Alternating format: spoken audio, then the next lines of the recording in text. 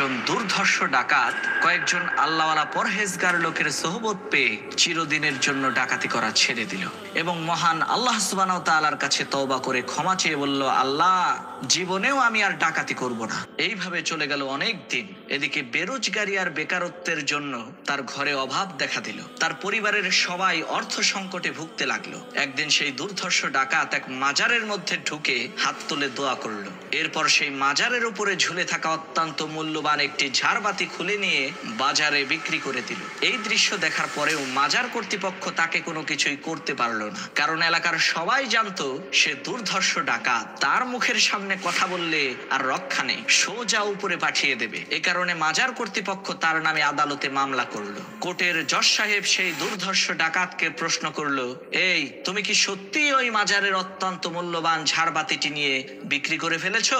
জজ সাহেবের এই কথা শুনে সেই দুর্ধর্ষ ডাকাত বলল, হ্যাঁ জজ সাহেব, আমি বাতিটি নিয়ে বিক্রি করে ফেলেছি। জজ সাহেব বলল, কেন বিক্রি করেছো?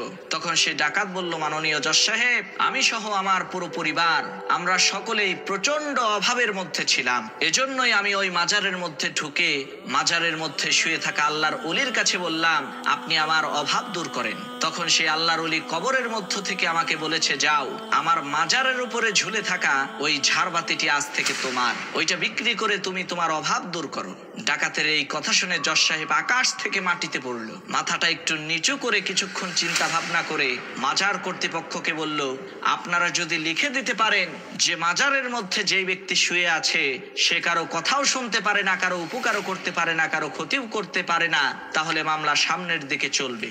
আর যদি আপনারা বলেন যে না, এই ডাকাত সে ঠিকই বলেছে, আমাদের মাজারের মধ্যে শুয়ে থাকা ওই আল্লাহর ওলি ওনাকে এই ঝাড়বাতিটি দিয়েছে, তাহলে তো মামলা এখানেই উঠিয়ে নিতে হবে। জজ সাহেবের এই কথা শুনে মাজার কর্তৃপক্ষের লোকেরা নিজেদের ব্যবসা ঠিক রাখার জন্য কোর্ট থেকে মামলা তুলে নিল এবং বলল, হ্যাঁ, এই ডাকাত ঠিকই বলেছে, আমাদের মাজারের মধ্যে শুয়ে থাকা আল্লাহর ওলি ওনাকে ঝাড়বাতিটি নিতে বলেছে।